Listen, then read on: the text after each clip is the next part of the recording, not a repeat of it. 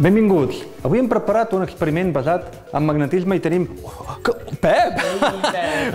Te vas amb aquests pèls de punta? Què t'ha passat? Aquests pèls són per relacionar-los amb aquest experiment que farem avui. Electricitat i magnetisme. I veurem uns efectes espectaculars en formes de punxes, com el meu cap. Ah, molt bé. Mira, precisament tenim aquí un motor que va amb electricitat i que permet relacionar l'electricitat amb el magnetisme. I tu en tens un altre, no? Perquè aquest... Un altre.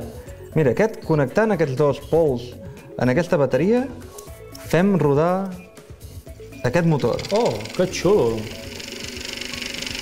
Però tu en tens un similar, oi, Pep? Ara mostrarem com fer un motor molt més senzill que aquest, amb materials ben casolans. Una pila d'1,5 volts.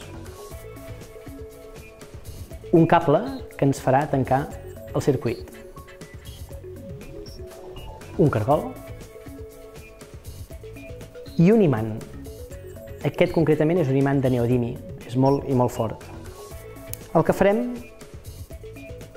és tenir el cargol atret per l'imant, l'afegim a la pila i ara només cal tancar el circuit amb aquest cable de coure. I veiem com el nostre motor quotidià comença a girar. Quin experiment més maco.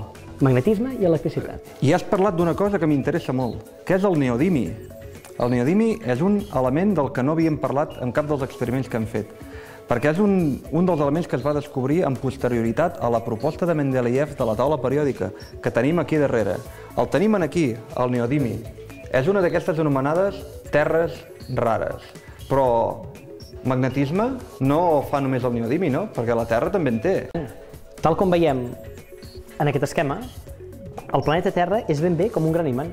Té un pol positiu i un pol negatiu. I gràcies a aquest gran imant, que és degut a un flux que té dins del nucli intern, un flux metàl·lic, doncs les brúixoles es poden orientar i indicar-nos on es posiciona el nord, el sud, l'est o l'oest. Això permet que et puguis orientar en la foscor, si és que no hi ha estels, o com els navegants que feien servir les brúixoles. I tant. Però aquestes línies de camp magnètic, a part d'aquest dibuix, les podem veure d'una altra manera? I tant. Les línies de camp magnètic les podem visualitzar si fem un experiment amb un imant i amb unes llimadures de ferro. Tal com veiem a l'esquema del dibuix, veiem com les llimadures de ferro s'han situat, s'han orientat seguint unes línies de camp que surten d'aquest pol i van a parar a l'altre pol. Però això ho hem fet amb ferro. Ho podem fer amb algun altre compost que tingui una altra composició química? Podem fer-ho, això mateix, amb un compost molt curiós, perquè és un fluid, però que realment també és polaritzat per un imant. És l'anomenat ferrofluid. Això n'he sentit a parlar. És molt maco de veure. Això és molt xulo de veure. I en què es basa el ferrofluid? El ferrofluid no és més que un material ferromagnètic o ferrimagnètic que es troba en una suspensió en un fluid, en un líquid, amb un dissolvent orgànic o bé amb aigua. I aquestes partícules són nanopartícules molt petites d'aquest material suspeses en aquesta dissolució. El que fan és, quan li acostes un imant, passa exactament el mateix que passa amb el ferro. És polaritzat i veurem com unes punxes que surten d'aquest fluid, com es belluga davant de l'imant.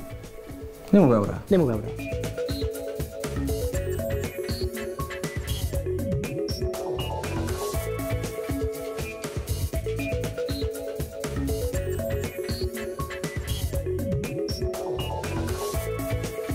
Bé, amics, esperem que us hagi agradat aquest experiment.